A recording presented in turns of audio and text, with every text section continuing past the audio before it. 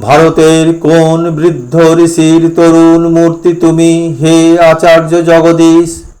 কি অদৃশ্য তপভূমি বিরচিলে এ পাষাণ নগরীর শুষ্ক ধূলিতলে? কোথা পেলে সেই শান্তি এ উন্মত্ত জনকোলাহলে? যার তলে মগ্ন হয়ে মুহূর্তে বিশ্বের কেন্দ্র মাঝে দাঁড়াইলে একা তুমি। এক যেথা একাকী বিরাজে সূর্যচন্দ্র পুষ্পপত্র পশুপক্ষী ধুলাই প্রস্তরে। এক তন্দ্রাহীন প্রাণ নিত্য যেথা নিজ অঙ্ক পরে দোলাইছে চরাচর নিঃশব্দ সঙ্গীতে। মোরা যবে মত্ত ছিনু অতীতের অতিদূর নিষ্ফল গৌরবে, পরবস্ত্রে পরবাক্যে পরভঙ্গিমার ব্যঙ্গরূপে কল্লোল করিতেছিনু স্ফীত কণ্ঠে ক্ষুদ্র অন্ধকূপে। তুমি ছিলে কোন দূরে? আপনার স্তব্ধ ধ্যানাসন কোথায় পাতিয়াছিলে?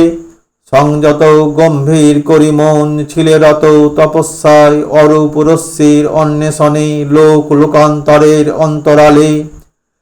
যেথা পূর্ব ঋষিগণে বহুত্বের সিংহদ্বার উদ্ঘাটিয়া একের সাক্ষাতে দাঁড়াতেন বাক্যহীন স্তম্ভিত বিস্মিত জোর হাতে।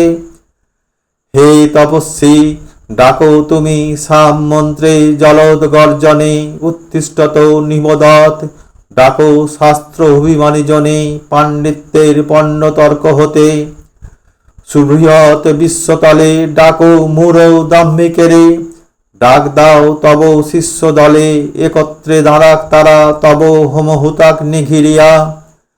আর বার এ ভারত আপনাতে আসুক ফিরিয়া নিষ্ঠায় শ্রদ্ধায় ধ্যানে।